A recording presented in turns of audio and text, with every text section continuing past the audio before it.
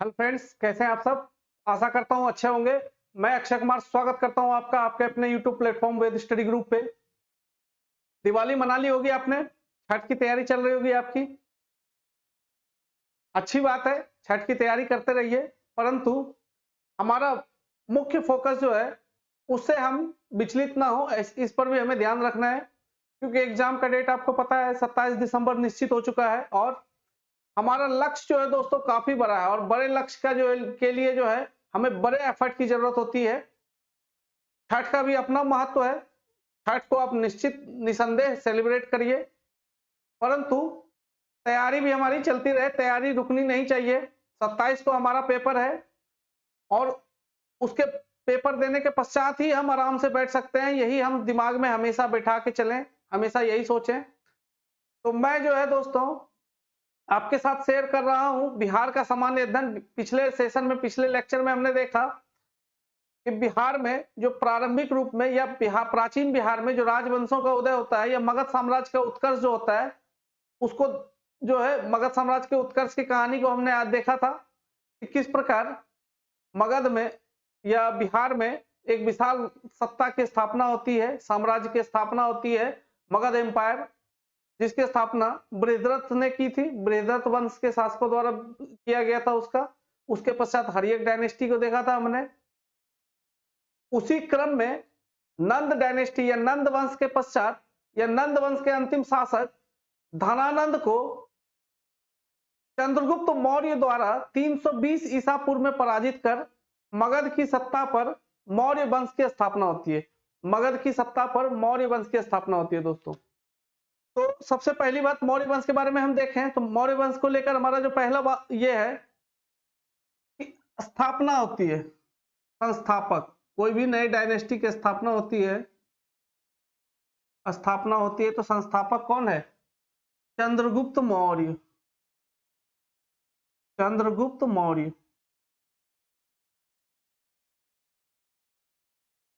चंद्रगुप्त मौर्य मगध का जो क्षेत्र है दोस्तों, मगध का यह क्षेत्र है। मगध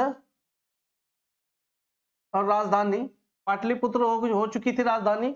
उदयन ने मगध की राजधानी पाटलिपुत्र या वर्तमान पटना को राजधानी बना लिया था दोस्तों। तो चंद्रगुप्त जो है नंद वंश के अंतिम शासक चंद्रगुप्त ने 320 बीसी में 320 ईसा पूर्व में 320 ईसा पूर्व में 320 बीसी में नंद वंश के अंतिम शासक नंद वंश के अंतिम शासक धनानंद, क्या नाम था दोस्तों? धनानंद। अंतिम शासक था धनानंद को पराजित कर या उसे हराकर मगध पर पराजित कर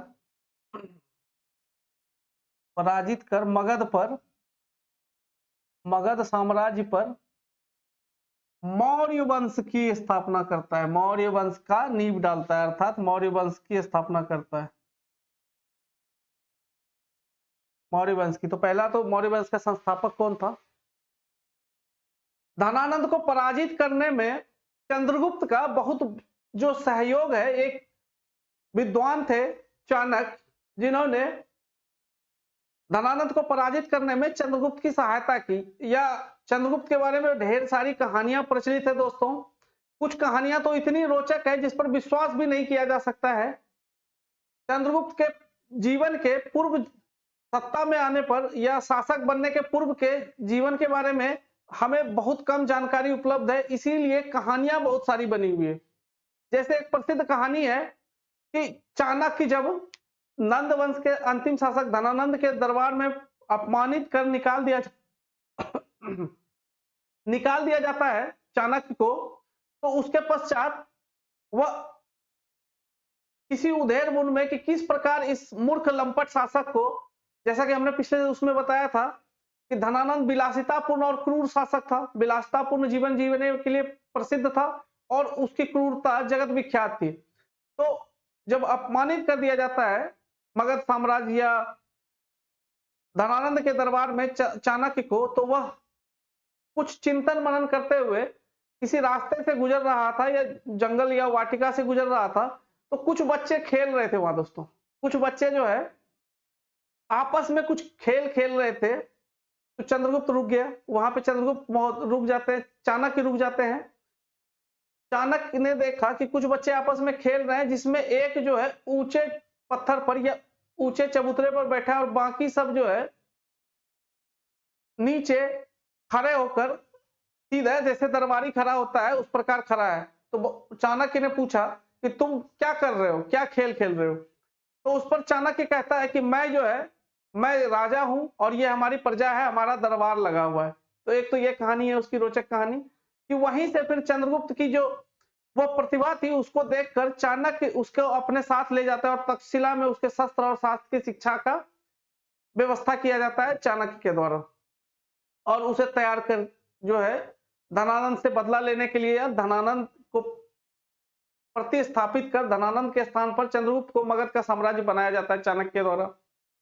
और भी कहानियां हैं चाणक्य के जन्म को लेकर या उसके किस वर्ण का था उसको लेकर भी कई कहानियां हैं। कहीं कहीं माना जाता है कि चंद्रगुप्त भी जो है चंद्रगुप्त भी जो है दोस्तों वह शूद्र जाति का था या निचली जाति का था, वृषल जाति का माना जाता है। कहीं कहीं इसे मौर्य या मौर्य क्षत्रिय के रूप में जाना जाता है। तो इसके पिछले जीवन के बारे में बिल्कुल जानकारी नहीं है हमें। शासक बनने के पीछे जो उसकी जीवन की कहानियां है उसके बारे में बहुत ही कम जानकारियां हमारे पास उपलब्ध है। तो चाणक्य ने चंद्रगुप्त की सहायता की मगध के शासक धनानंद को पराजित करने में। तो चाणक्य जो है इसका सहयोगी था। आगे हम देखेंगे कि चाणक्य जो है महामंत्री बनता है। चंद्रगुप्त का महामंत्री भी चाणक्य ही था। चाणक्य जिसे विष्णुगुप्त या कौटिल्य के नाम से जानते हैं, जिसकी प्रसिद्ध पुस्तक थी चाणक्य की एक प्रसिद्ध पुस्तक है अर्थशास्त्र, जिसमें मौर्य साम्राज्य के राजनीति और आर्थिक जीवन के बारे में जानकारियां मिलती है। ये था हमारा चंद्रगुप्त मौर्य जो इसको पराजित कर मगध की सत्ता पर बैठता है। आइए चंद्रगुप्त मौर्य के बारे में कुछ जानकारियां ले लें दोस्तों। चंद्रगुप्त मौर्य के बारे में कुछ जानकारी ले लें। 320 ईसा पूर्व में इसने ये किया। 320 ईसा पूर्व में सत्ता प्राप्त की। 320 ईसा पूर्व से लेकर 298 तक, 320 बीसी से 298 बीसी 298 ईसा पूर्व तक यह शासन करता है, अर्थात 22 साल इसका शासन रहा।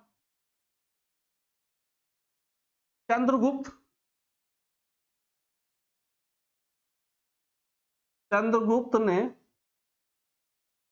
भारत के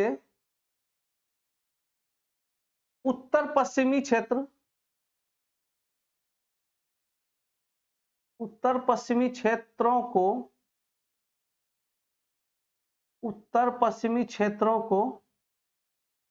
यूनानियों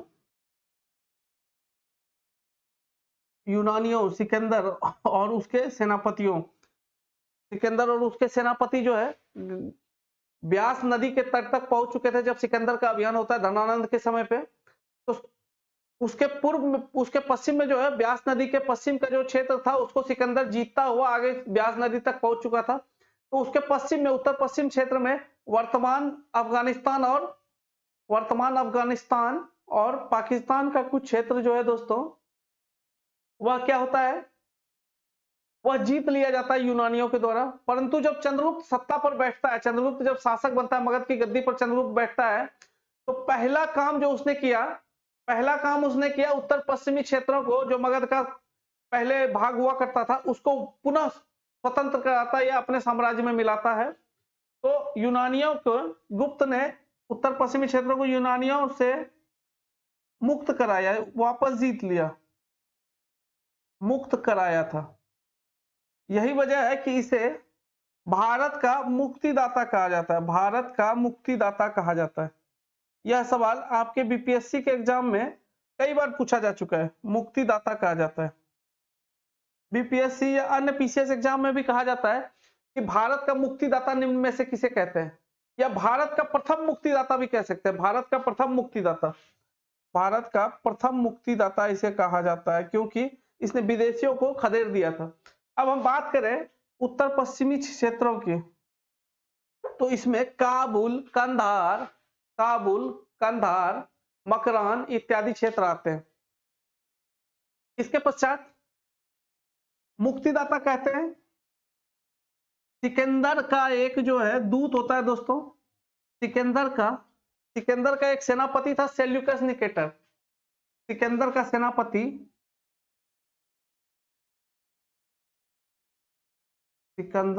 सेनापति था सेल्यूकस निकेटर।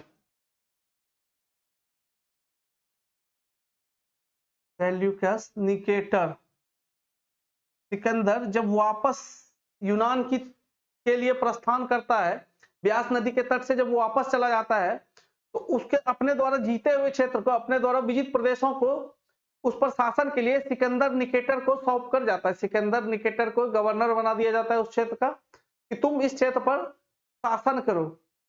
और परंतु चंद्रगुप्त जब सत्ता पर बैठता है दोस्तों, तो क्या होता है, चंद्रगुप्त जैसे सत्ता पर बैठता है तो पश्चिमी क्षेत्रों को स्वतंत्र कराना इसका प्रथम उद्देश्य है। तो क्या करना होगा, सेल्यूकस निकेटर के विरुद्ध अभियान करता है, सेल्यूकस निकेटर को पराजित करता है। सेल्यूकस निकेटर को पराजित करता है कौन, चंद्रगुप्त जो है सेल्यूकस निकेटर को पराजित करता है, और पराजित कर इससे काबुल, अफगानिस्तान, कंधार, जो प्लेन हाईजैक की कहानी सुनी होगी आपने, यह भी अफगानिस्तान, मकरान पाकिस्तान, काबुल, कंधार, मकरान, बलूचिस्तान आदि क्षेत्रों को पुनः प्राप्त करता है।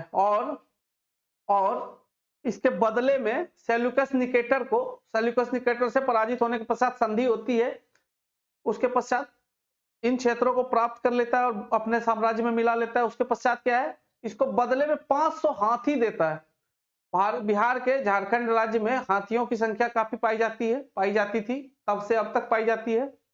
तो 500 हाथी को इसको दिया जाता है सेल्यूकस निकेटर को, और ऐसा माना जाता है कि इसकी पुत्री, सेल्यूकस निकेटर की पुत्री से चंद्रगुप्त विवाह भी करता है, जिससे उसे बिंदुसार नामक पुत्र होता है, जो आगे उत्तराधिकारी बनता है मौर्य साम्राज्य का।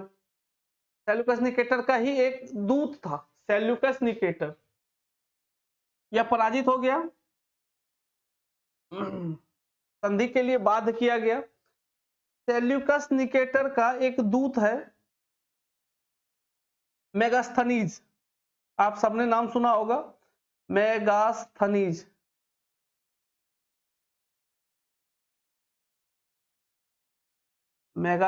सेल्यूकस निकेटर का दूत था, जो चंद्रगुप्त के दरबार में रहता था, पाटलिपुत्र में,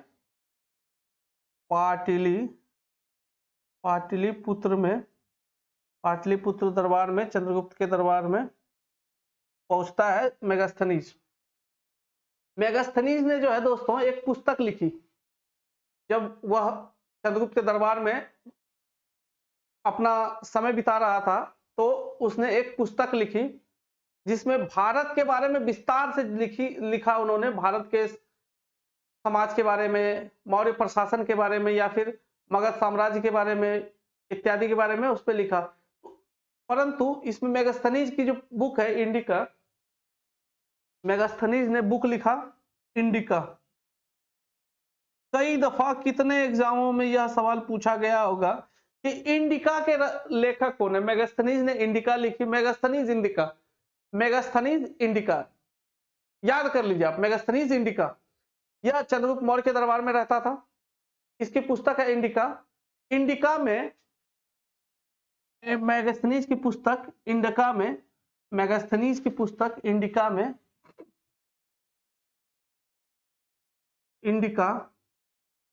इंडिका से हमें मौर्य प्रशासन के बारे में जानकारी मिलती है। मौर्य प्रशासन के बारे में जानकारी का स्रोत,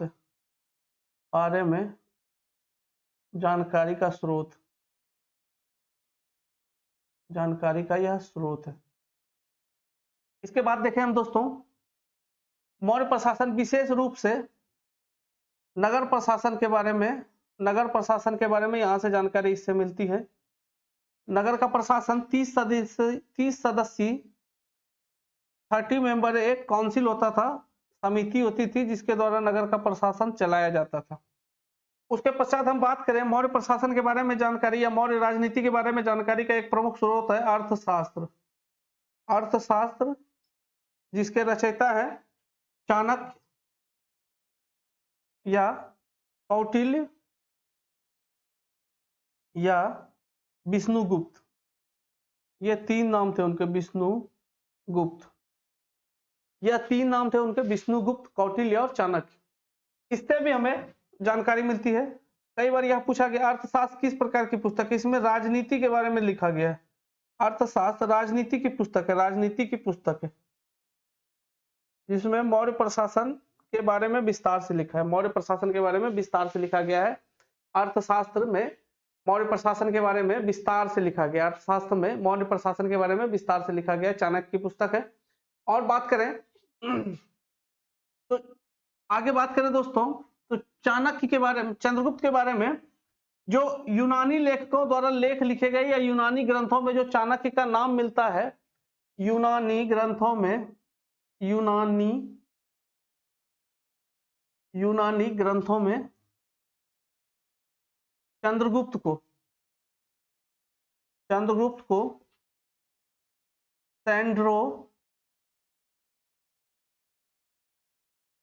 सेंड्रोकट्स नाम से जाना जाता है, सेंड्रोकट्स नाम से इसको जानते हैं। चंद्रगुप्त को यूनानी ग्रंथों में चंद्रगुप्त के लिए सेंड्रोकट्स नाम का प्रयोग किया जाता है दोस्तों।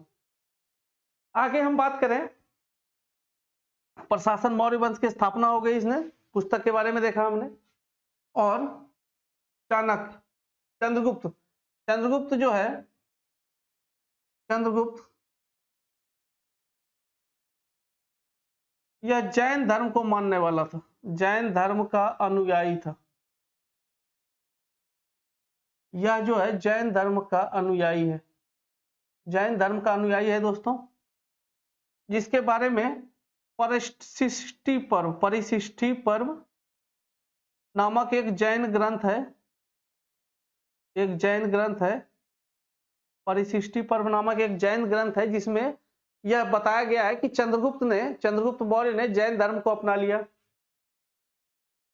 चंद्रगुप्त के शासन के अंतिम वर्षों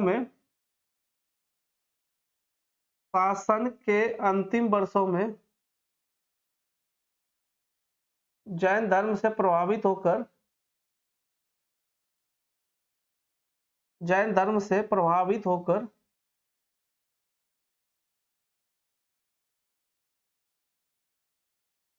यह जो है प्रभावित होकर जैन विद्वान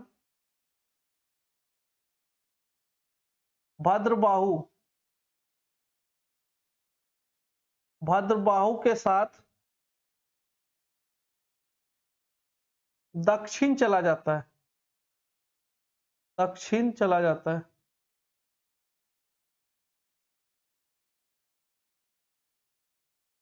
ऐसा माना जाता है दोस्तों कि मगध के क्षेत्र में अकाल आया, जिससे व्यथित होकर चंद्रगुप्त मौर्य जो है भद्रबाहु के साथ दक्षिण चला जाता है। दक्षिण में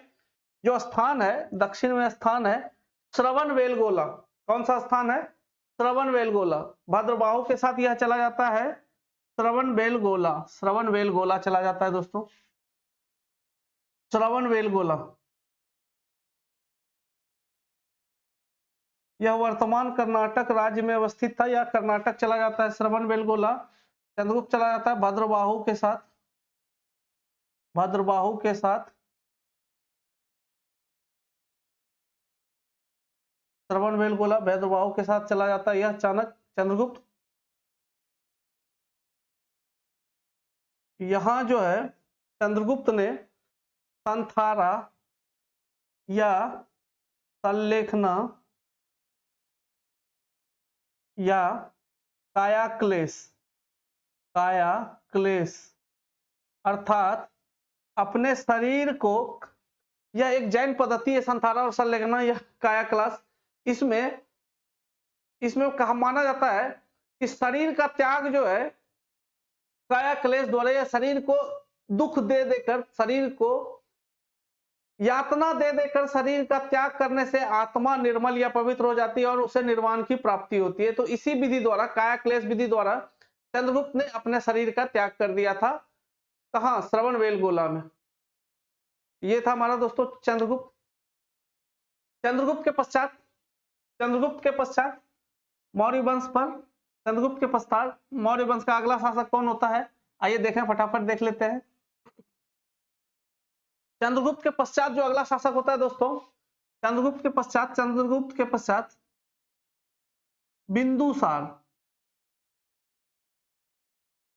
बिंदुसार अगला शासक है। बिंदुसार चंद्रगुप्त का पुत्र है। यह 298 बीसी में गद्दी पर बैठता है, 269 बीसी तक गद्दी पर रहता है। यह जो है बिंदुसार का कार्यकाल है।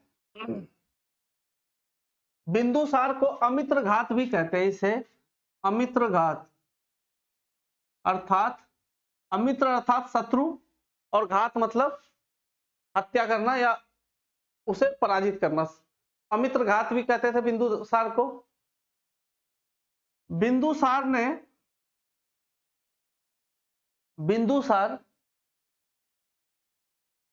बिंदुसार की बात करें तो इसकी जो विशेषता है दोस्तों, यह आजीवक संप्रदाय को मानने वाला था। आजीवक संप्रदाय को मानने वाला था।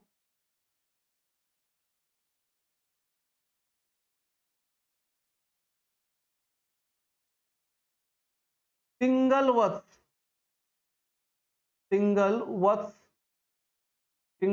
नामक एक आजीवक भविष्यवक्ता, एक आजीवक भविष्यवक्ता जो भविष्य को बताता हो, एक आजीवक भविष्यवक्ता पिंगलवत्स नामक आजीवक्ता इसके दरबार में रहता था। दरबार में था। इसके पश्चात हम बात करें दोस्तों तो सीरिया के शासक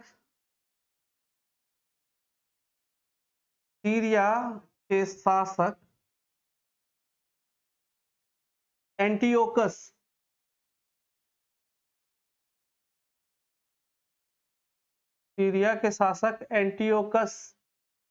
प्रथम ने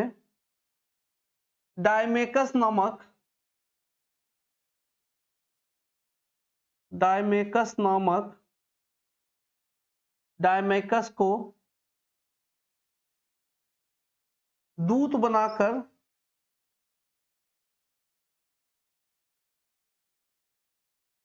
बिंबिसार के दरबार में भेजा। बिंदुसार के दरबार में भेजा।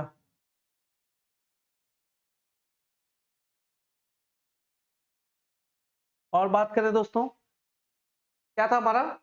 सीरिया के शासक एंटियोकस प्रथम ने डायमेकस को दूत बनाकर बिंदुसार के दरबार में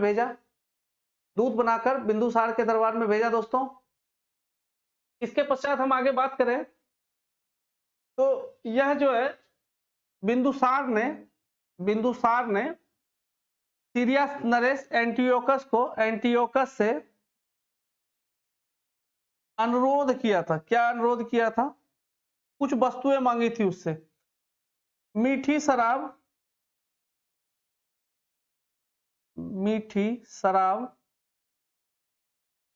या वाइन जिसे कहते हैं हम, वाइन, सूखी अंजीर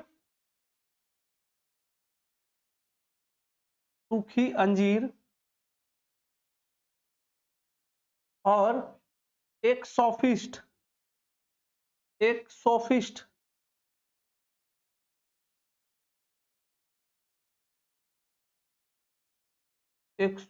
या दार्शनिक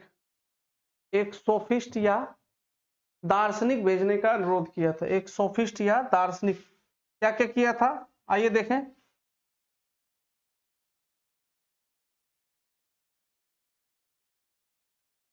3 वस्तुओं की मांग की थी एंटियोकस से। बिंदुसार ने एंटियोकस से 3 वस्तु मांगी थी, वाइन, मीठी शराब, सूखी अंजीर और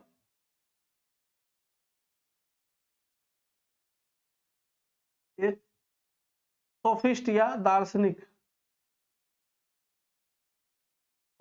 दार्शनिक भेजने का अनुरोध किया था। एक दार्शनिक भेजने का अनुरोध किया था। मीठी शराब, सूखी अंजीर और दार्शनिक भेजने का अनुरोध किया था दोस्तों। इसके पश्चात एंटियो ये बिंदुसार हो गया। बिंदुसार, ऐसा माना जाता है कि बिंदुसार के शासनकाल में, बिंदुसार के समय में क्या होता है, पश्चिमी प्रांत तक्षशिला में विद्रोह हो जाता है। बिंदुसार के किसी एक पुत्र ने तक्षशिला में, या गवर्नर ने तक्षशिला में विद्रोह होता है बिंदुसार के समय में। विद्रोह, तक्षशिला में रिवॉल्ट हो जाता है, विद्रोह हो जाता है बिंदुसार के दरबार में, जिसे तक्षशिला में विद्रोह होता है, जिसे दबाने के लिए अशोक को भेजा जाता है। अशोक को भेजा जाता है और अशोक ने विद्रोह को कुचल दिया। अशोक को भेजा विद्रोह कुचलने के लिए। विद्रोह को अशोक ने कुचल दिया, दबा दिया, अर्थात जो विद्रोही था उसे पराजित कर दिया और वापस जो है इस पर मगध की सत्ता स्थापित कर दी तक्षशिला पर। तो यह था बिंदुसार। बिंदुसार के पश्चात बिंदुसार के कई पुत्रों के बीच सत्ता को लेकर संघर्ष होती है। मगध की सत्ता को लेकर गृह युद्ध जैसी स्थिति होती है। आपस में ही जो है मगध के कई राजकुमार आपस में सत्ता को बंटवारे को लेकर संघर्ष करते हैं, लड़ते हैं, गृह युद्ध करते हैं और उस पे अंतिम रूप से विजय किसे प्राप्त होती है, तो जो सबसे योग्य था अशोक, जिसे होना चाहिए था मगध की गद्दी पर, अशोक को सत्ता मिलती है। तो इसके पश्चात मौर्य वंश में बिंदुसार का पश्चात अगला शासक है अशोक।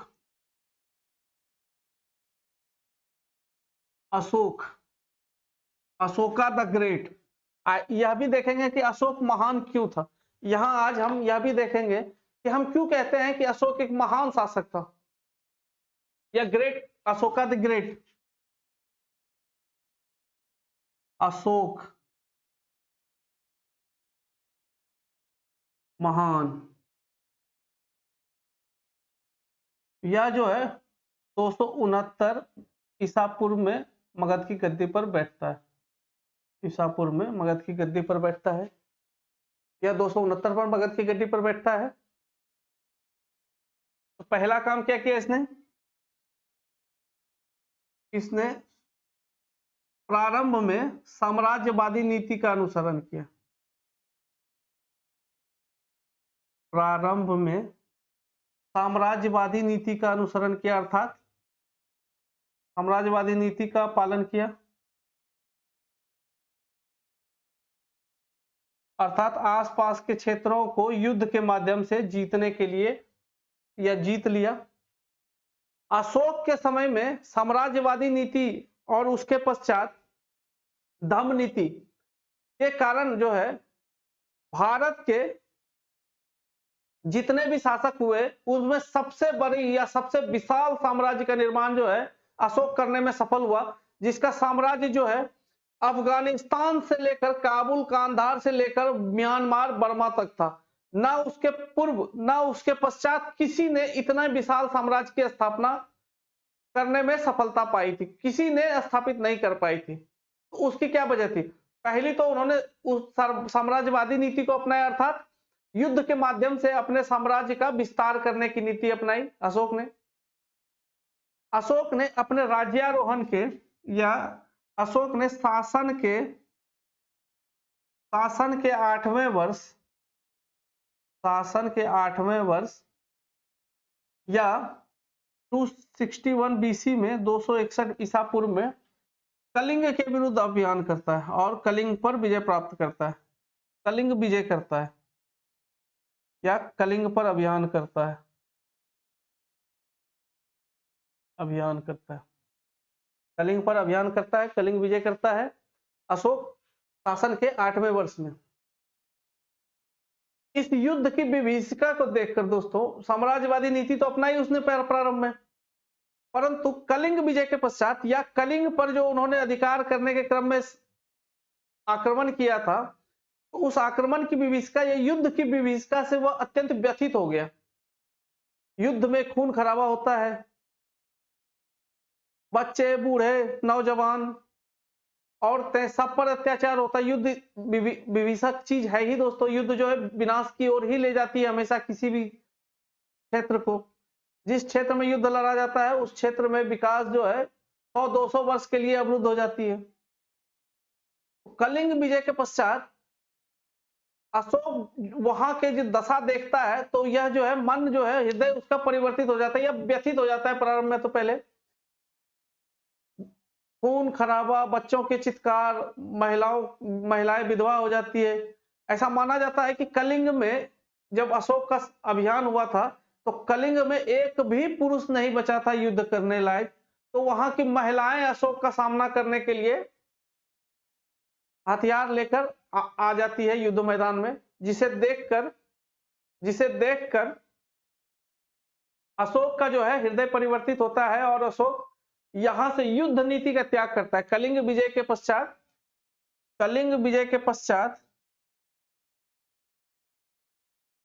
पश्चात युद्ध नीति को त्याग देता है। युद्ध नीति का त्याग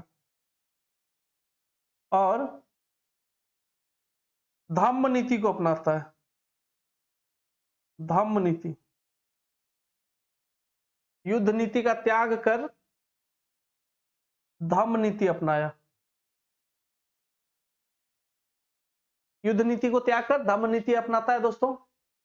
तो धम्म नीति क्या है, आइए देखें। धम्म नीति, जब आप धम्म नीति के बारे में जानेंगे तो पता चलेगा कि अशोक महान क्यों था। धम्म नीति,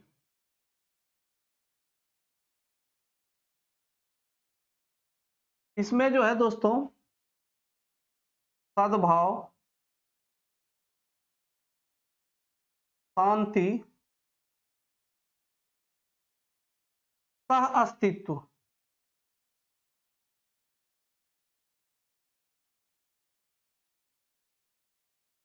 अर्थात आदर्शवादी साम्राज्य की स्थापना के जो गुण होते हैं, सद्भाव, शांति, सह अस्तित्व इत्यादि को अपनाया, धम्म नीति को अपनाया। एक ऐसा शासक जो विशाल साम्राज्य की स्थापना कर चुका था, भारत के इतिहास में सबसे विशाल साम्राज्य की स्थापना कर चुका था। अशोक से भी बड़े साम्राज्य की स्थापना, अकबर से भी विशाल साम्राज्य था अशोक का। इतना शक्तिशाली, उसकी सेनाएं विशाल सेना थी उसके पास। चाहे व्यक्ति उस शक्ति के भ्रम में वह कुछ भी नैतिक अनैतिक समझे बिना कुछ भी कर सकता था, परंतु युद्ध की विभीषिका से उसका हृदय बिल्कुल बदल जाता है और युद्ध नीति का त्याग कर देता है। और यह बहुत बड़ी बात है कि इतना विशाल सेना होते हुए भी युद्ध नीति का कोई त्याग कर दे और धम्म नीति के माध्यम से या अन्य प्रकार की नीतियों से विजय की नीति अपनाता है। अर्थात अपने पड़ोसी देश को या राज्य को आपस में मिलाना नहीं है, बल्कि उसके साथ साथ अस्तित्व उसका बना रहे, या वह गवर्नर के रूप में हमारे गवर्नर के रूप में काम करते रहे, तो उससे समझौता की नीति भी अपनाई जाती है उसके द्वारा। धम्म नीति के प्रचार के लिए धम्म महामात्र की या धम्म मंत्री की नियुक्ति की जाती है। धम्म महामात्र की नियुक्ति की जाती है। धम्म महामात्र नियुक्त किए जाते हैं। उसके पश्चात शिलालेख लिखाए जाते हैं इसके प्रचार प्रसार के लिए। धम्म नीति क्या है, उसे प्रचार प्रसार के लिए शिलालेख अर्थात पत्थरों पर लेख लिखवाकर, बड़े बड़े पत्थरों पर लेख लिखवाकर स्थापित करना। स्तंभ लेख और गुहा लेख, अर्थात गुफाओं में भी लेख लिखे गए हैं। इन सब की स्थापना की जाती है धम्म नीति के प्रचार के लिए। धम्म नीति जो है एक नैतिक आचरण है, नैतिक आचरण संहिता या आदर्श आचार संहिता जिस प्रकार होती है कि किस प्रकार चुनाव में नेता लोग आचरण करेंगे, उसी प्रकार आम व्यक्ति जीवन में, अपने दैनिक जीवन में किस प्रकार का आचरण या व्यवहार करेगा, उसको दोस्तों धम्म नीति कहते हैं। वही धम्म नीति था। इसमें अशोक ने खुद या अर्थात राजा को पिता के समान और प्रजा को पुत्र के समान माना, अर्थात सारी प्रजा जो है वह राजा के पुत्र के समान है। तो पिता की क्या जिम्मेदारी होती है? पिता की जिम्मेदारी होती है कि उसके सारे बच्चे, सारी संतानें साथ साथ मिलकर जो रहे, शांति से रहे और सबका विकास हो, सब पर ध्यान केंद्रित किया जाए।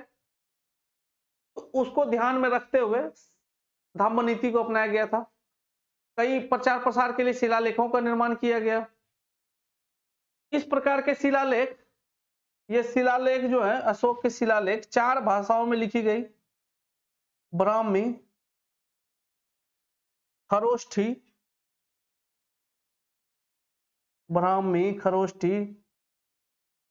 ग्रीक और अरमाइक,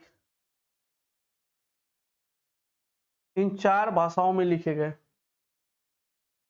पूर्व से देखें तो पूर्व के जो या भारत के पूर्वी भाग उत्तर प्रदेश और बिहार से जो मिलते हैं हमें शिलालेख, तो ये ब्राह्मी में लिखे जाते हैं। उसी प्रकार क्रम में पश्चिम में जाएं तो खरोष्ठी, अरमाइक और ग्रीक के क्रम में मिलती है हमें ये शिलालेख, क्योंकि अलग अलग क्षेत्रों के लोगों की भाषाएं अलग अलग थी।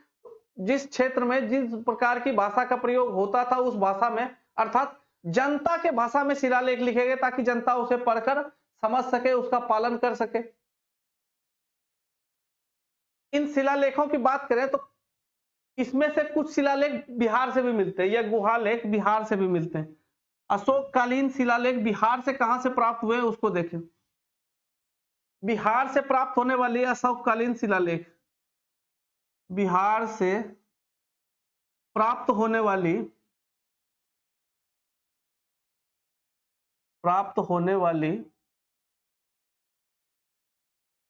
शिलालेख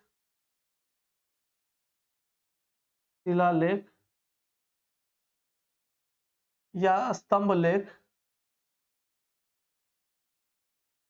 या गुहालेख कहां से प्राप्त हुए? ये प्राप्त होते हैं चंपारण से लौरिया, अरेराज और लौरिया नंदनगढ़,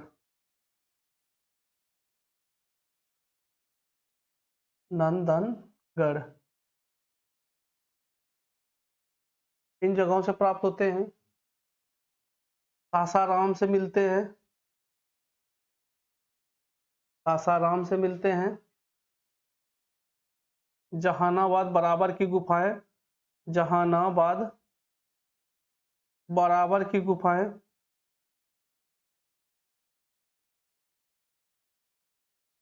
अर्थात गुहालेख मिलते हैं, गुफाओं से गुहालेख मिलते हैं। इन जगहों से बिहार से अशोककालीन शिलालेख प्राप्त हुए। ये जो अशोक के शिलालेख बिहार से प्राप्त हुए हैं, यह ब्राह्मी लिपि में लिखी गई थी। कौन सी लिपि में लिखी गई थी? ब्राह्मी लिपि का ही विकास होकर वर्तमान जो हम हिंदी देवनागरी लिपि लिखते हैं वो ब्राह्मी लिपि से विकसित हुई है क्रमिक रूप से। ये हुआ हमारे अशोक के बारे में। अशोक की बात करें दोस्तों, तो यह बौद्ध धर्म का अनुयायी था। अशोक बौद्ध धर्म को मानने वाला था, बौद्ध धर्म का अनुयायी,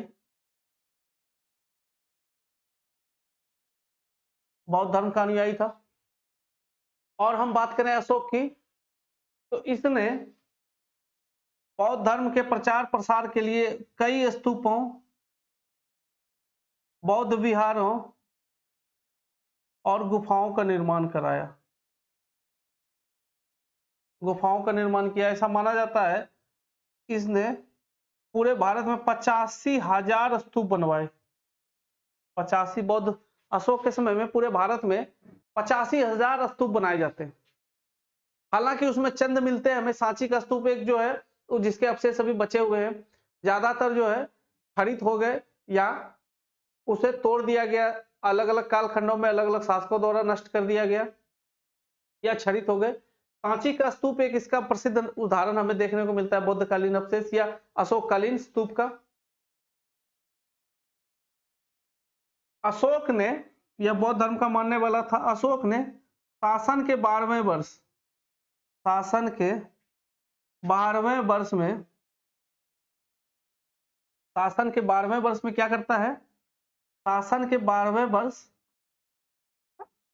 बराबर की गुफाओं का निर्माण कराता है। बराबर की गुफाएं बनवाता है, गुफाओं, बराबर की गुफाओं का निर्माण करवाता है। बराबर की गुफाओं का निर्माण करवाता है।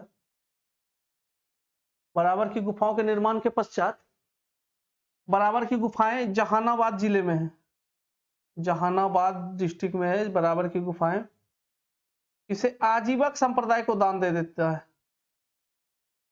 आजीविकों को दान देता है।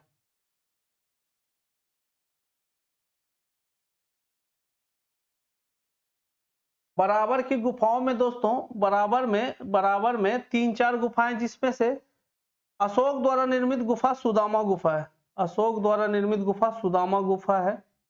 इसके पश्चात अशोक के संतानों द्वारा या उसके आगे के जो शासक हुए दशरथ द्वारा अन्य गुफाओं का भी निर्माण किया जाता है। अशोक का जो वंशज था दशरथ, अशोक का पोता दशरथ द्वारा भी एक गुफाओं को बनाया जाता है, निर्माण किया जाता है। बराबर की गुफाओं में जो सुदामा गुफा है उसका निर्माण अशोक ने 12वें वर्ष में किया, आजीविकों को दान दिया। आजीवक बौद्ध धर्म का अनुयायी था, अशोक जो है बौद्ध धर्म का अनुयायी होते हुए आजीविकों को गुफा दान करता है। इससे हमें क्या पता चलता है, बौद्ध धर्म का अनुयायी होते हुए आजीविकों को यह गुफा बनवा कर देता है। इससे क्या पता चलता है, वह जो है सर्वधर्म समभाव अर्थात धार्मिक सहिष्णुता की नीति का पालन करता था या धार्मिक रूप से सहिष्णु शासक था। अशोक जो है धार्मिक रूप से सहिष्णु शासक था या टॉलरेंट था। वह सभी धर्मों में समान भाव से सभी धर्म को मानता था। सभी धर्मों के प्रचार प्रसार की संभावना अशोक के शासनकाल में थी और किसी भी राजा को, शासक को ऐसा होना ही चाहिए कि वह जो है सर्वधर्म समभाव की नीति पर चले और धर्म से राज्य की दूरी भी बनी रहे।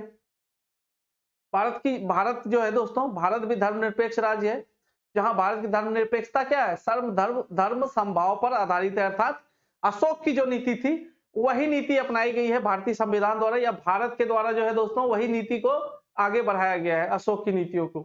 अशोक के स्तंभ से जो हम, भारत का जो राष्ट्रीय प्रतीक है अशोक स्तंभ, वह भी अशोक के स्तंभ से, स्तंभ लेखों से प्राप्त किया गया है। तो देखिए अशोक का प्रभाव अभी तक वर्तमान भारत तक पर होता है, दिखता है, प्रत्यक्ष रूप से देखने को मिलता है। हमारी पॉलिसियों पर अशोक की नीति देखने को मिलती है। तो इसलिए आप अनुमान लगा सकते हैं कि अशोक की जो पॉलिसी अभी तक लागू करते हैं हम या अपने संविधान में स्थान दिया है, आज से तकरीबन 2300 वर्ष पूर्व अशोक उस नीति का पालन करता था। अर्थात कितनी बड़ी दूरदृष्टि थी उसकी, कितना प्रोग्रेसिव थॉट वाला वह शासक था। ऐसे ही हम अशोक को महान शासक नहीं मानते। यह हो गया, बौद्ध धर्म का अनुयायी था। अशोक ने बौद्ध धर्म के प्रचार प्रसार के लिए अपने पुत्र और पुत्री को श्रीलंका तक भेजते हैं, संघमित्रा। उसके पश्चात अशोक के पश्चात मौर्य वंश के कुछ शासक हुए जिनका बहुत ज्यादा महत्व नहीं है। मौर्य वंश का अंतिम शासक जो था दोस्तों, मौर्य वंश का अंतिम शासक फिर से देख लें एक बार। मौर्य वंश की भी जो है सत्ता पर अस्थायी रूप से या बहुत लंबे समय तक, मौर्य वंश की सत्ता भी जो है मगध पर लंबे समय तक नहीं रहती है। क्यों नहीं रहती है, इसका क्या वजह है कि कोई भी सत्ता थोड़े दिन के पश्चात सत्ता का कोई भी सत्ता का जो है पतन होने लगता है, इसकी वजह होती है अयोग्य शासक। अयोग्य शासक तो मौर्य जो है अशोक के पश्चात जो शासक हुए मौर्य वंश में, वह उतने योग्य नहीं थे दोस्तों इस इतने विशाल साम्राज्य को मजबूती से बनाए रखें, उनमें उतनी योग्यताएं नहीं थी, जिस कारण वह जो है साम्राज्य का धीरे धीरे पतन होने लगता है। मौर्य वंश के एक अंतिम शासक की बात करें,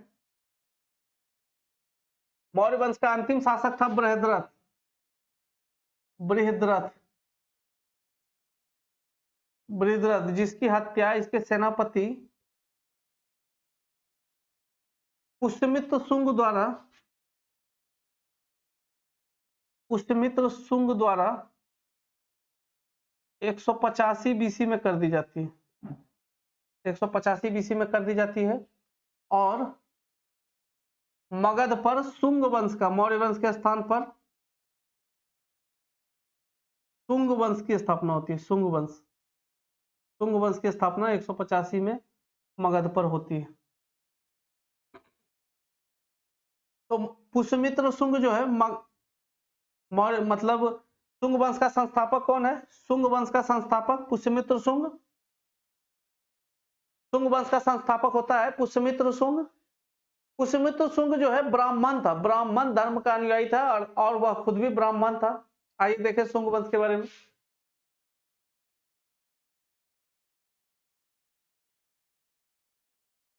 शुंग वंश के बारे में देखते हैं। पुष्यमित्र शुंग ने शुंग वंश का स्थापना किया।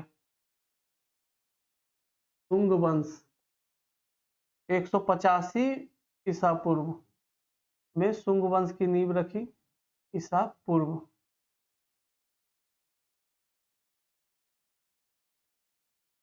यह ब्राह्मण धर्म का अनुयायी था।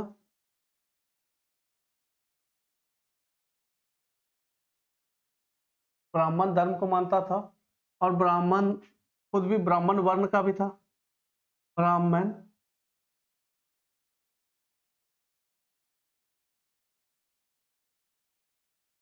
ब्राह्मण था। इसने जो है बड़ी संख्या में बौद्ध भिक्षुओं का, बौद्ध संतों का, साधुओं का जो है बौद्ध भिक्षुओं की हत्या करवाई और बौद्ध विहारों या स्तूपों को नष्ट किया था। ऐसा माना जाता है, जैसा अभी हमने कहा कि 84,000 अशोक के समय में बनाया गया था, 84-85,000 स्तूप। तो पुष्यमित्र शुंग जो है उसको नष्ट करने वाला शासक के रूप में जाना जाता है। अर्थात इसने जो है धार्मिक असहिष्णुता की नीति अपनाई। ब्राह्मण धर्म के प्रचार के लिए इसने बौद्ध भिक्षुओं की हत्या करवाई, बौद्ध भिक्षुओं की हत्याएं करवाता है, बौद्ध विहारों को नष्ट करता है।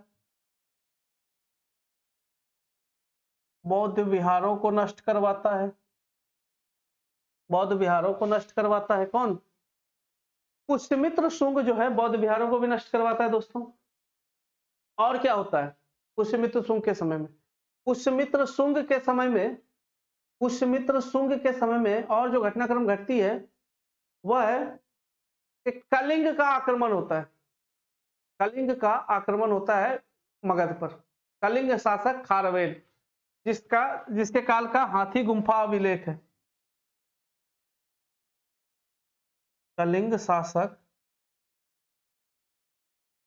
खारवेल का पाटलिपुत्र पर अभियान होता है। अभियान शुंग वंश के समय में यह घटना घटती है। इसी के समय में इंडो ग्रीक का आक्रमण होता है। इंडो ग्रीक का आक्रमण, हिंद यवन का आक्रमण जो है भारत भूभाग पर होता है, इसी के शासनकाल में होता है। पुष्यमित्र शुंग के समय पर भारत के उत्तर पश्चिमी क्षेत्रों में शक, कुषाण, पल्लव ये सब जो है जिसका आक्रमण होता है शुंग वंश के शासकों के उस समय शासनकाल में ही होती है। शुंग वंश के पश्चात हम बात करें दोस्तों तो अगला जो हमारा टॉपिक जो वंश आता है वह है कण्व वंश। अगला है कण्व वंश। शुंग वंश के बारे में एक दो तथ्य हमें और जाना चाहिए, या पुष्यमित्र शुंग के बारे में।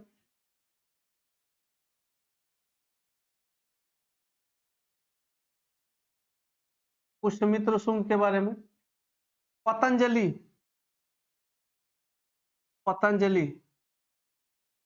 नामक विद्वान, पतंजलि योग के विद्वान थे। पतंजलि नामक विद्वान, योग शास्त्र की रचना की थी किसने? पतंजलि ने। योग शास्त्र की रचना पतंजलि ने की थी। पतंजलि नामक विद्वान भी दरबारी था, दरबार में रहता था। किसके? पुष्यमित्र शुंग के। पुष्यमित्र शुंग के दरबार में पतंजलि रहता था। और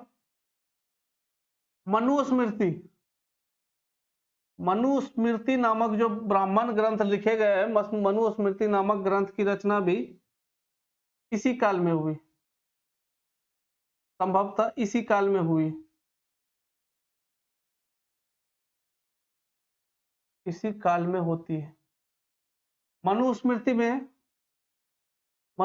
में ही कहा गया था दोस्तों, इसमें चतुर्वर्ण का वर्णन मिलता है। इसमें मनुस्मृति में ही जो है कहा गया था कि ब्रह्मा के मुख से ब्राह्मण का जन्म होता है, भुजाओं से क्षत्रिय का, जंघा से वैश्य का और चरण से शूद्र का जन्म होता है।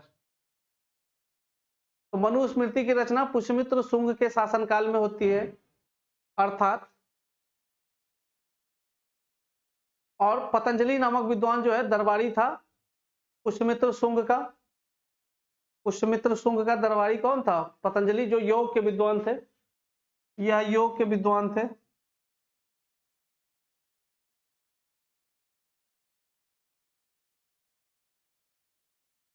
ये हो गई शुंग वंश की बात। शुंग वंश के पश्चात कण्व वंश। शुंग वंश के पश्चात मगध पर कण्व वंश का अधिकार होता है।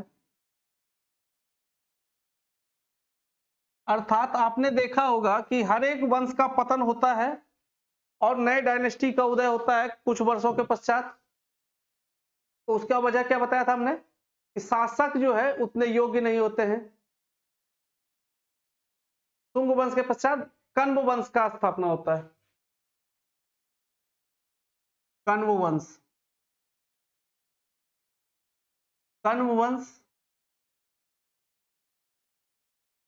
वंश के संस्थापक वसुदेव हैं। वसुदेव ने शुंग वंश के शासक, शुंग वंश के अंतिम शासक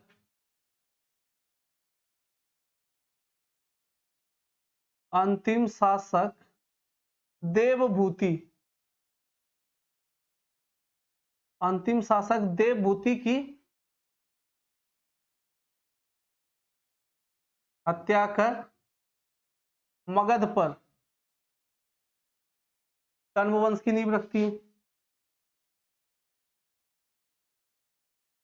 कण्व वंश की स्थापना करता है। कण्व वंश की स्थापना होती है यहाँ पे। हाँ, मगध की सत्ता पर कण्व वंश की स्थापना होती है दोस्तों। मगध की सत्ता पर कण्व वंश की स्थापना इसने की। इसके पश्चात कण्व वंश की बात हुई। इसी के समय में कण्व वंश के शासक, कण्व वंश के समय में ही जो है इंडो ग्रीक आ चुके थे भारत। तो कुषाण शासक कनिष्क, कुषाण शासक कनिष्क का जो है दोस्तों पाटलिपुत्र पर अभियान होता है। अर्थात पाटलिपुत्र पर आक्रमण करता है। पाटलिपुत्र पर आक्रमण करता है और पाटलिपुत्र से बुद्ध के अवशेष, बुद्ध के, क्योंकि कनिष्क भी जो है बौद्ध धर्म का अनुयायी था, अवशेष के रूप में जलपात्र या लोटा, जलपात्र और एक जैन बौद्ध विद्वान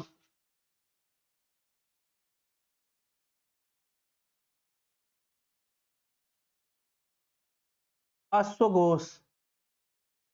अश्व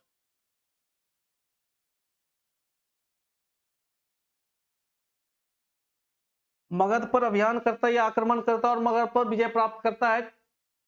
कण्व वंश के शासक पर विजय प्राप्त करता है कुषाण शासक कनिष्क और पाटलिपुत्र से बुद्ध के अवशेष के रूप में जलपात्र और बौद्ध विद्वान अश्वघोष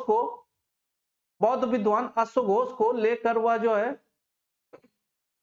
कश्मीर चला जाता है वापस, क्योंकि उसका राजधानी कश्मीर के क्षेत्र में थी, कुषाणों की राजधानी। तो ये हो गया हमारा कण्व वंश। कण्व वंश के पश्चात जो हम आगे देखेंगे बिहार के प्राचीन इतिहास के क्रम में, तो इसके पश्चात गुप्त वंश के बारे में देखेंगे। बीच के कुछ समय को छोड़ दिया जाए तो इसके पश्चात गुप्त वंश आता है दोस्तों।